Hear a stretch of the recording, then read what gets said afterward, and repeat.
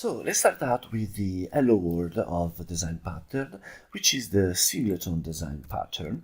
Let me write it down. Let me write its name for you here. And the problem that we're trying to solve with the Singleton design pattern is that we have a class for which we want to have only one instance, only one object of that class in all of our application. So how could we do that? And let's see a practical example. Here you see I have my solution, which is called design patterns. And then I have a project that I call pattern. And I have a directory that I call creational, because the design pattern singleton and the next design pattern that we're going to talk about have been categorized under the umbrella of creational design patterns, because of course they deal with the safe and efficient creation of objects. And inside this directory and namespace, as you can see, I've created my class Highlander, which I want to be a singleton because of course, there can be only one. And excuse me the pun, but an old nerd like me cannot help but think about this kind of joke when you hear a phrase like there can be only one.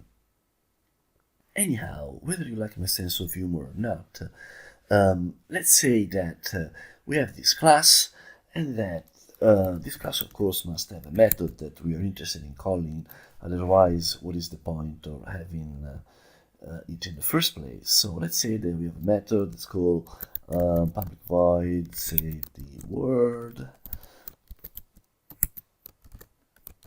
and this is actually the method that we are interested in calling, always on the same object. Actually, this method doesn't really depend on any state, or at least on any substantial state that this class Highlander has. There's a simpler solution that even using and accommodating the singleton design pattern, which is just make the class static and of course make the method static. And this is actually a very simple solution. If your problem is really simple and you don't have any state that you have to keep track of inside of this class, this is a simple solution. So don't get affected by patternitis, where you really have to use design patterns to show that you are a cool developer, that you are a senior developer. If the problem is simple, just give it a simple solution. And now, whenever you want to call this method, you'll just say Highlander.save the word, and we can go home happy. But if you want to do it the object-oriented way, so if probably we do have some state that this method is going to use, and we want actually to have an object of class Highlander, then our solution is not going to be so simple. And so let's get rid of these static modifiers. So what are we going to do? We know that even if we don't see it, this class has a constructor, because if the compiler doesn't see any constructor, of course it's going to give us the default one. So even if we don't see it, we know that there's no way of actually not having a constructor. And so let's actually write it down explicitly. There we go. Now we have our constructor, and we can start reasoning on it and say, okay, we cannot get rid of it, but we can at least hide it. And actually the key to the singleton pattern is actually this one, is being able to hide the constructor of this class in a way that it can be used only inside this class, which of course becomes the only class responsible for the creation of the only object of class Highlander that will ever exist. Now, if you're a beginner, you could be a little bit puzzled or scared because you'd say, this is kind of strange. I have a class that actually creates an object over same class, and no, you shouldn't worry. This is perfectly natural and sometimes useful. You just have to be a little bit careful about what you're doing. Because, again, for example, if you don't think enough about it, you could make this kind of mistake and say, okay, now I'm going to give a private variable of the same class, private Highlander, shall we call instance, just because it's traditional to do so, and say private Highlander instance equals new Highlander, because we can invoke a constructor even if it's private, since we are inside the class. And well, since this variable is private, of course we already know what we are going to do. We're going to expose it with a public property, which of course is going to be at the same time, and we can call it with the same name but different casing. And then we can say get and say return my instance with lowercase, of course.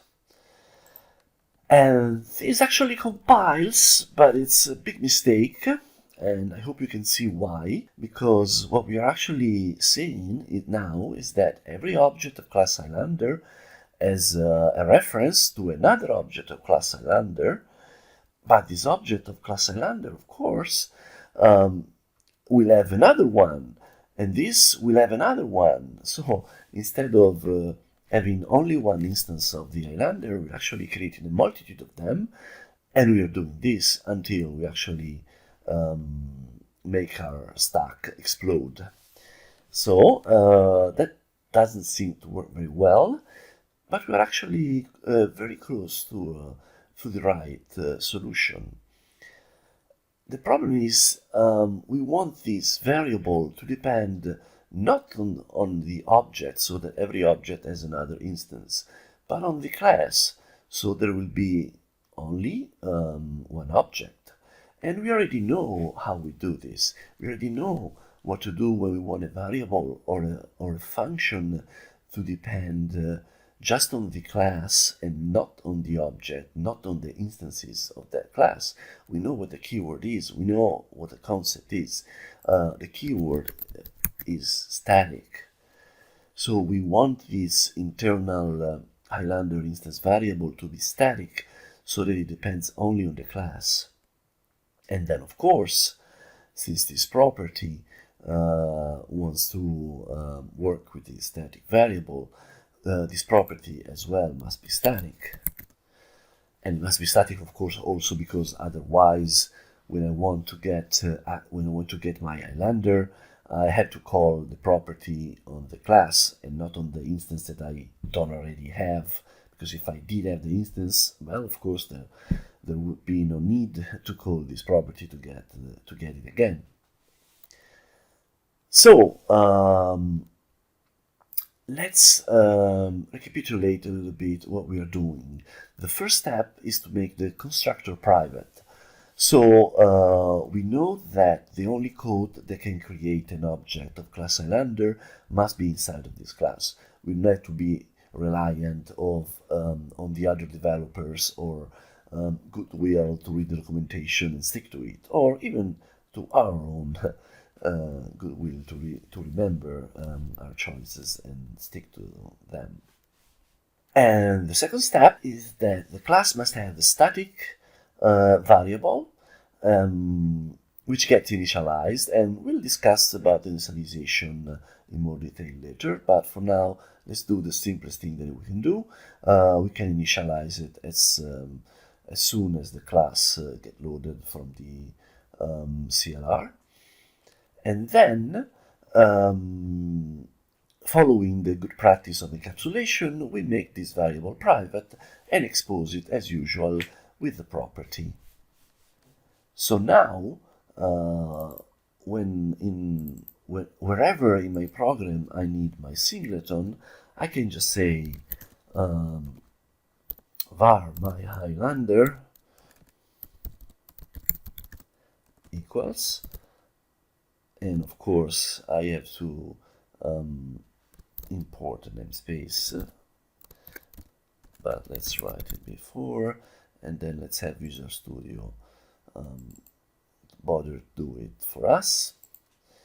And we just say var Highlander equals Highlander.instance, and we're done. No more spurious Highlander running around in my program. So now we know how to make a simple singleton, and this is sometimes all you're going to hear. Let's say, for example, I was saying before from a candidate to a job interview, but there's actually quite a bit more to say that can make this pattern a little bit more interesting, even in its simplicity. And so let's get back to our Highlander class, and let's discuss the matter of lazy or eager initialization, because what we're doing here now is actually eager initialization. And that means that as soon as we try to use our Highlander class, we're going to create our single object of this class. And this might be what we want, or it might not.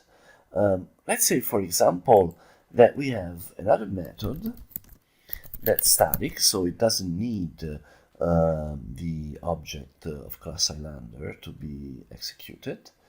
And let's say that this method is called show special effects. And it's static, so maybe sometimes in my application I actually never need to create a single object of class Highlander. I just want to call this method. And but as things are now, whenever I try to do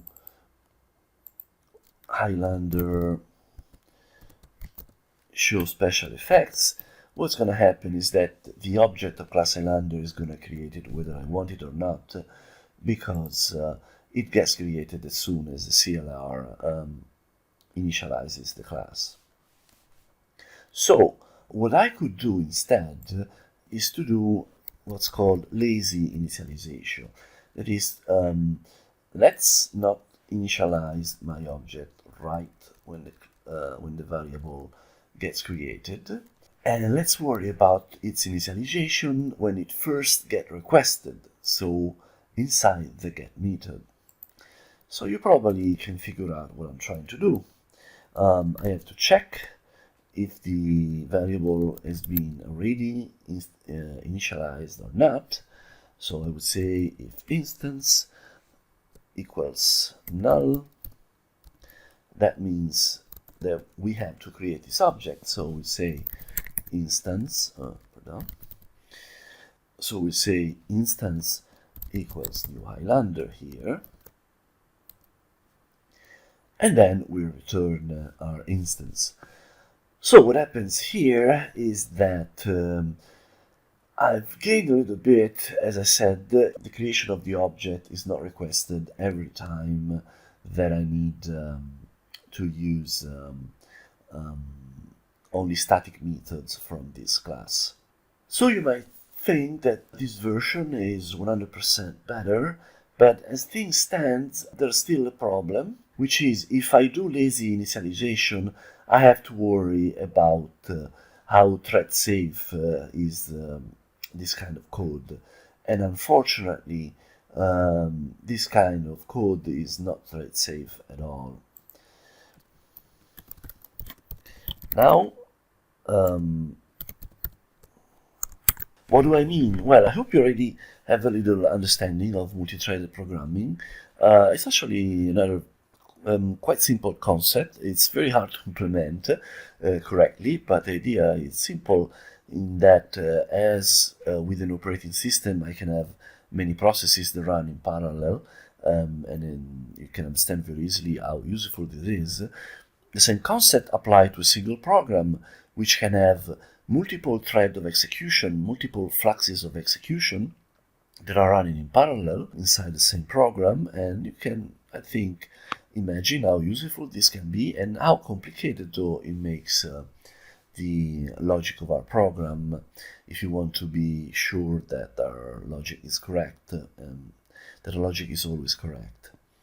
For example, in this case, what could happen if I have multiple threads of execution? Well, let's say that I have two threads that execute this code in parallel, and they, for extreme bad luck, they arrive at the same line of code in the same instant, and they both realize that the instance is null and it needs to be created. Well, what happens? What happens is that they will both create an object of class Highlander and return it to the calling code, which is definitely something that I don't want. Now, it's important that you realize that this circumstance in which the threads arrive in the same instant to this instruction is actually very rare, but this is not a good thing, this is a bad thing, because what it means is that my program will appear to be working most of the time, just until I deploy it in production to a very important client and I go on that very important vacation, and then of course the program explodes on a bug because it's not thread safe, and bad luck, as you know, hits when it's less desirable.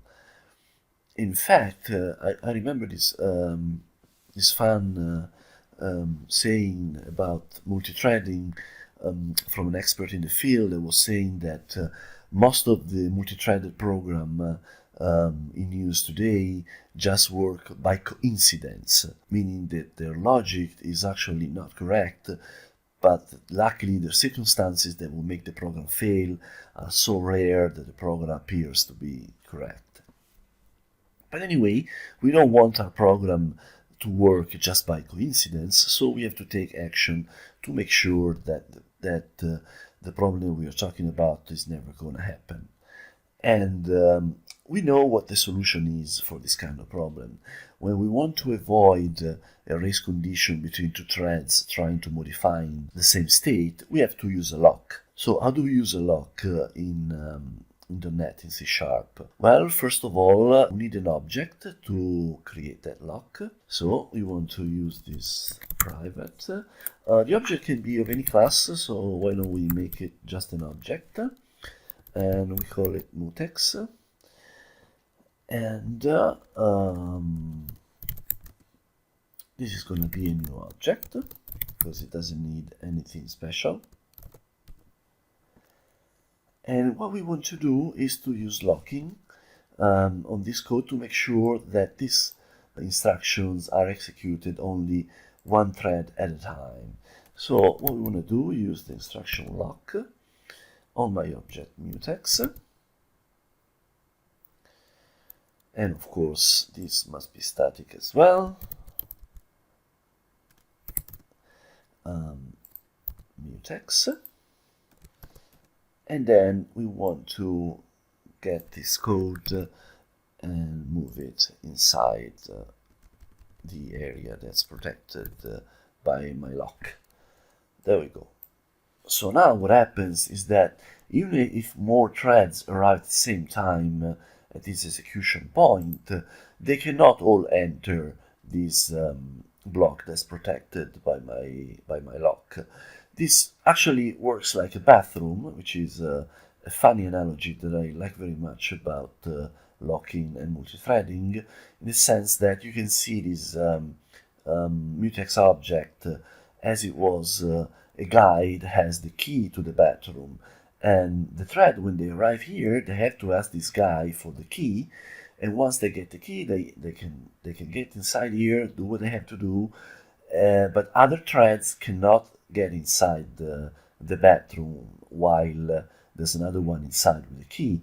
Then, when the thread with the key finishes her work inside here, they will exit this block and will automatically release the key to the guardian here, so that the next thread can acquire the key and enter again alone in this block.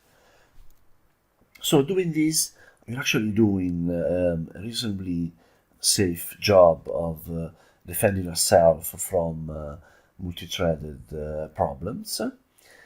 But we have lost a little bit of performance, of course, because if you think about it, now whenever any thread, in any part of my program wants my lander, it has to go inside the bathroom, lock itself up, and then discover that well, the instance is not null, and then just return my highlander.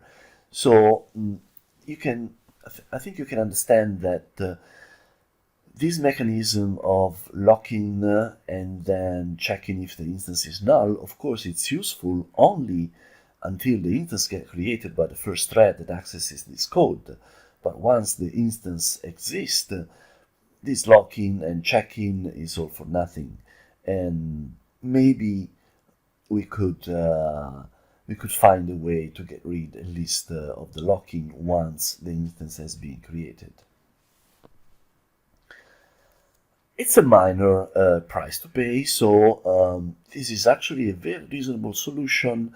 And if your application has performance problems, I doubt very much that they're going to be caused by calling millions of times this instance static variable. It's probably going to be something very different, something else. But just to be complete and a little bit academical, there's actually a way to do a little bit better than this, which is the doubly checked locking pattern. What do I mean with this? Well, the thing is that maybe I could try to check if the instance is null even before I bother to acquire the lock here on line 21. So let's say that I make a check here to say if the instance is null, and then I take this code that actually does the locking and move it inside this code. So what has changed? Well, now what happens is that we'll go inside here and then take the trouble of locking only if we find out that the instance is null. But if our instance is already being created by another thread, then we don't bother at all and we just return the instance that already exists.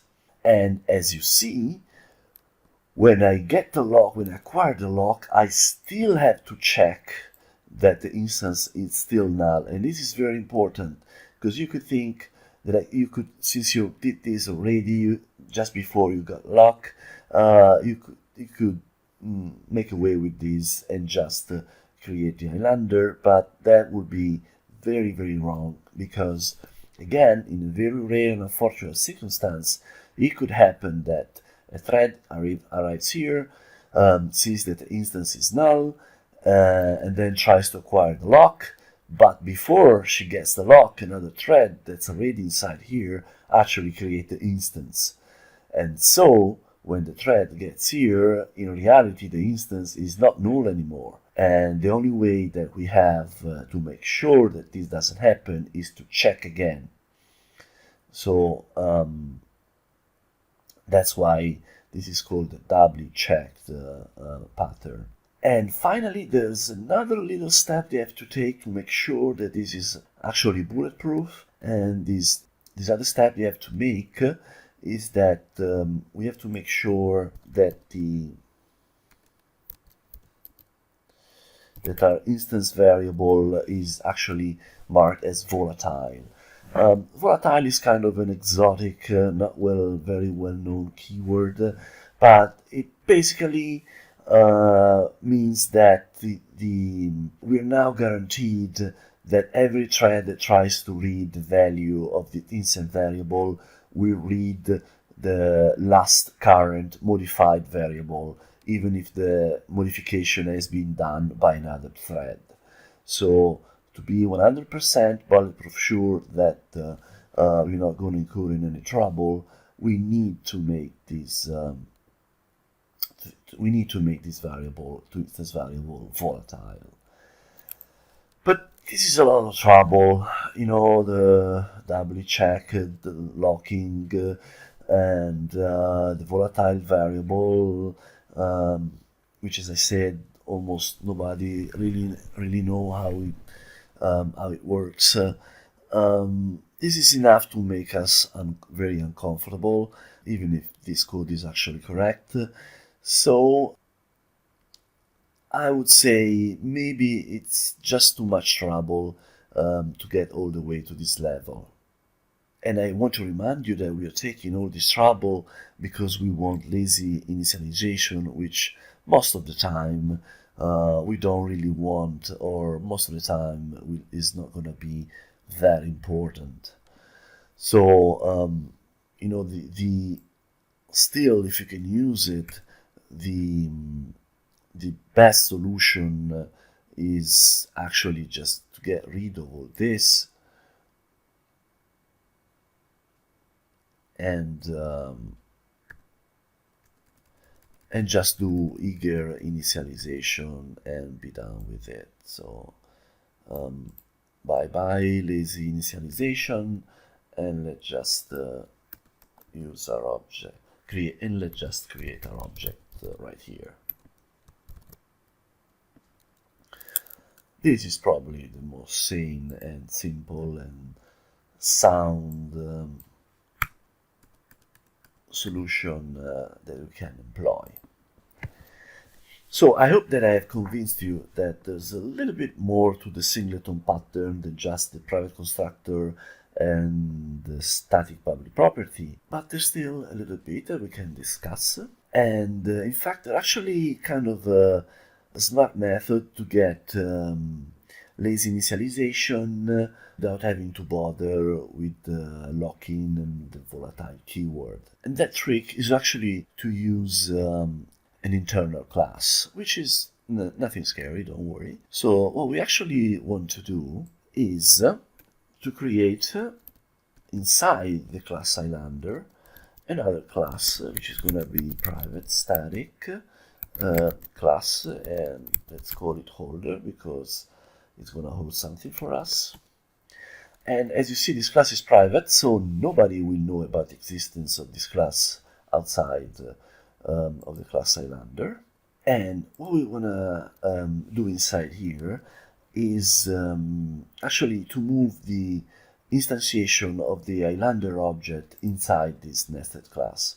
So what we're going to do is to take this and move it inside here, and instead of private, because of course otherwise we wouldn't see the class outside of the class holder, let's make it internal.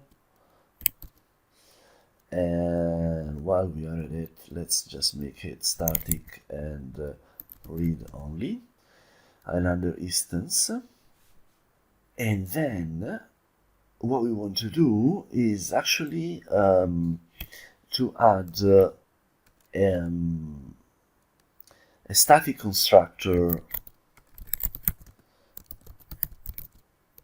through this class, and this is actually made to guarantee that the initialization of the static variable will be done in a lazy manner. Otherwise, the .NET framework, the CLR, could take liberties about when actually to instantiate this the static instance variable of the class holder. But using this, which is a static constructor, we force the CLR to keep the initialization of this object only when we actually need it.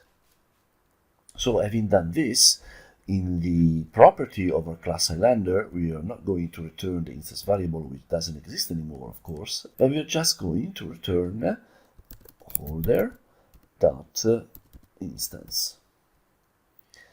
And there we go, again with our private constructor of the class Highlander, which has never changed.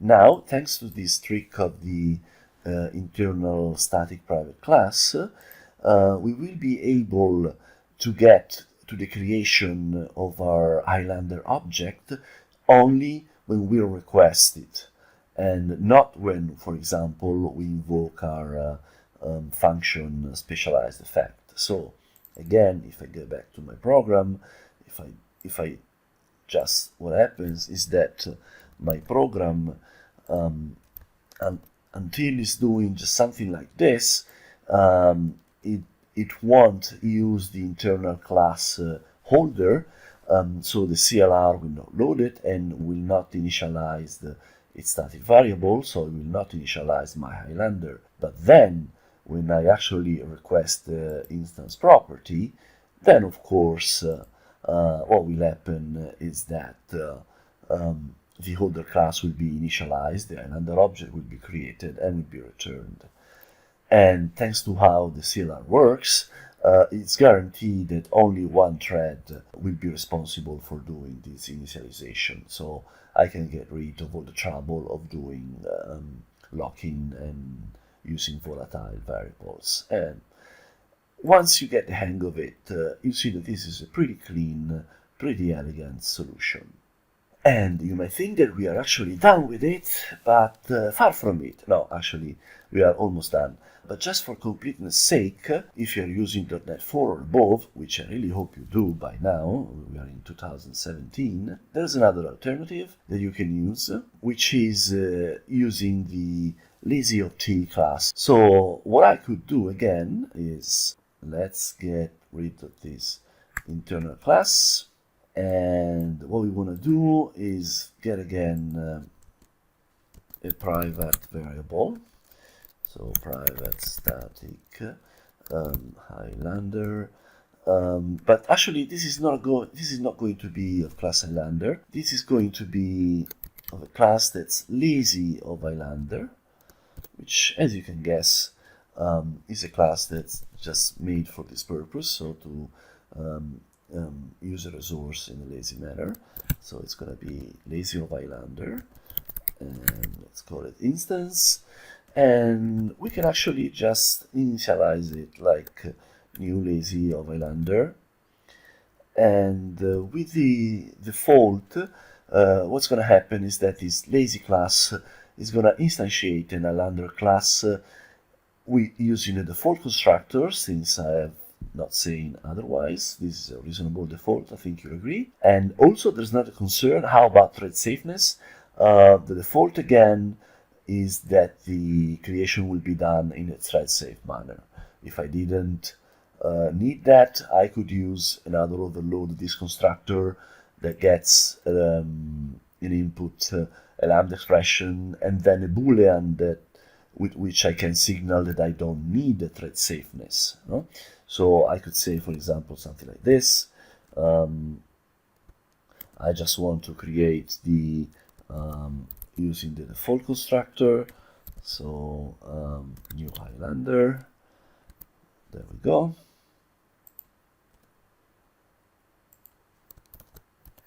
And then passing false. That will mean, sorry for this.